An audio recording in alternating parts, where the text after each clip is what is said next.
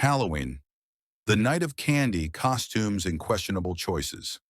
Halloween, or as the Canadians like to say, Halloween, is that spooky night on October 31st where everyone collectively decides to dress up in silly outfits, eat way too much candy, and pretend they're not scared of things that go bump in the night. The name Halloween is actually a contraction of All Hallows Eve, which is Old English for the night before everyone's really tired from eating candy. Some say it has Christian roots, but it's just as likely to have come from the ancient Celtic festival of Samhain, which is pronounced in a way that sounds absolutely nothing like it's spelled because that's how Celtic languages roll. The Celts believed this night was when the boundary between the living and the dead got thin enough for ghostly mischief and practical jokes, kind of like the first ghostly comedy sketch show.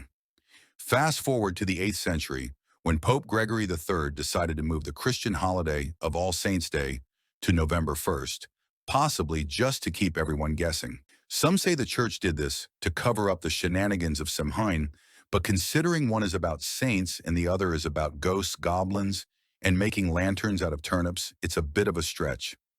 Speaking of lanterns, let's talk about the jack-o'-lantern, which originated from an Irish legend involving a guy named Jack who was so good at being bad that the devil didn't want him, so now he wanders around with a carved-out vegetable as a nightlight. When the Irish and Scottish emigrated to the United States, they realized pumpkins were a lot easier to carve than turnips, and thus the Great Pumpkin Takeover began. These days, Halloween is celebrated wherever there are children who want free candy, adults who want to act like kids, and pumpkins that need to be mutilated.